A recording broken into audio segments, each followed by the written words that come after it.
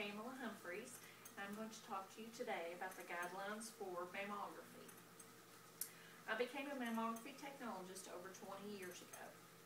I have done mammography and breast ultrasound exclusively for the past 15 years. Although there have been many changes in this field over the years, the concept has remained the same. If we can find breast cancer in its earliest stages, we are more likely to provide a patient with a positive outcome.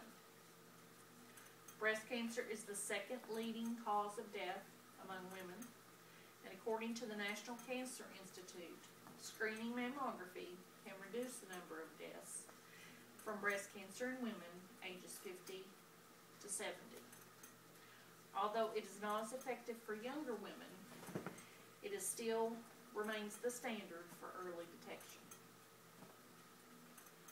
According to the National Breast Cancer Foundation, 1 in 8 women over their lifetime will develop breast cancer. Breast cancer is the most commonly diagnosed cancer among women. Breast cancer is the second leading cause of death among women. Approximately 40,000 women this year alone will die from breast cancer. Although breast cancer in men is rare, approximately 410 men this year will die from this disease.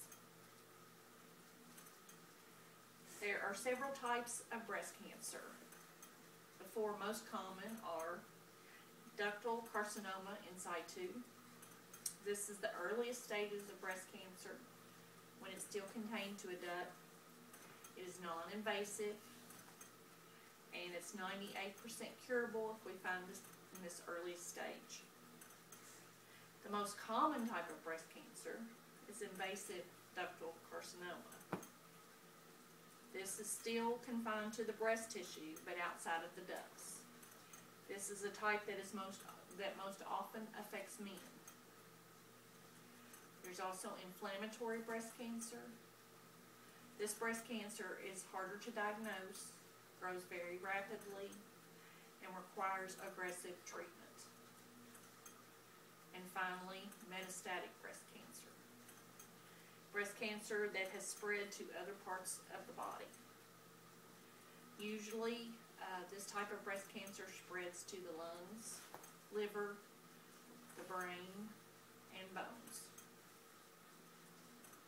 Early detection of breast cancer helps us save lives. Mammography screening, according to the American Cancer Society, should be yearly for women over the age of 40.